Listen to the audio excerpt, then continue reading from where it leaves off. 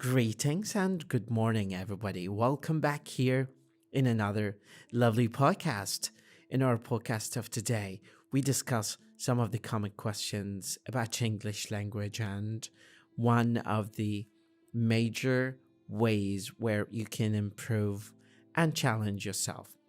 Now, maybe, I'm saying maybe, you might not find anything interesting or new in this video because whatever I say right now might have been said before by my fellow teachers and friends who have been working in this field for years and years, and maybe years to come.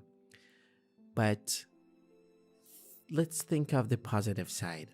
If you listen to me, maybe I might be a role model for you to give you the motivation to improve your English and become much better. Maybe I can trigger some inner thought in your mind that you might investigate, discover, or find a little bit more about, whether that's a recommendation to a TV show that you should or may watch, or a recommendation to a book, a textbook, or any kind of reading source that might help you improve your English and become much better. Now, as an Arabic language speaker, as a first language, in my mind, I always have this constant struggle with some of the sounds that we don't encounter in English, such as the P sound that we don't have in Arabic. And when I want to say a word that has the sound, I think before I say it, because this word might be a little bit challenging to me. The reason is very simple. This word has a sound that we don't have in Arabic language. And because we don't have this sound, I need extra time to practice. I need to do some investment of good quality time where I can listen to the sound and do a little bit of practice. Maybe I need to speak with my friends using certain expressions and certain words. So I think you can calculate where your weaknesses are and building a plan accordingly. And a plan that is written by a good expert or a professional speaker might help you a lot to improve your English and make your English sound so much better. The idea is not about the quality of training that you get over the longer period of time, but about doing little of practice over a longer period of time. So if you take like 15 minutes of good quality time every day for 6 months, it is so much better than spending 3 intensive months of training and then disconnecting yourself from language.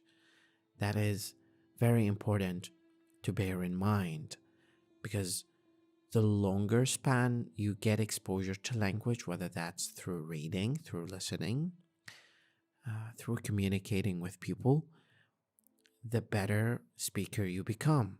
This is a fact of any language that you want to learn.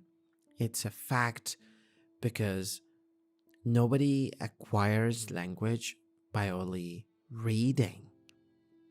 You need to activate it. And I always draw this analogy of the similarity between workout at gym and the kind of training that you get in language. Because working out at gym is not about doing extra muscular effort at gym, but it's about the balance that you have between the good nutrition, the good vegetables and fruit, and protein and carbohydrates that you take, you eat, and the good timed mechanical training that you do to your muscles. These two work in unity to give your body the muscular shape that you inspire to be. So language learning is about two major components: the good in nutrition and the good sources of learning. So you need to be very, as we say, nitpicky about the kind of sources that you want to learn from. And I'm not asking you to become a professional in language to determine that. What you need simply is to see if this source, ask yourself, is this source helpful to me? Am I learning something from exposing myself to this source or not? And the good mechanical training.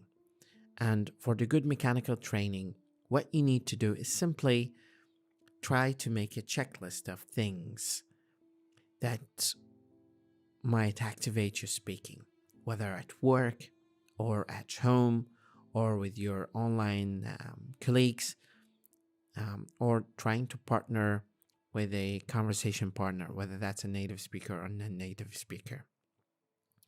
Ultimately, that is going to help you improve your English and become a much better learner of this beautiful language. That was our podcast of today or tonight. I hope it was useful and insightful to you to open new venues for you to explore this beautiful language. Again, if you have any question, please hit me up, write a comment on YouTube channel, and then we'll definitely start from there. Have a wonderful evening or wonderful morning.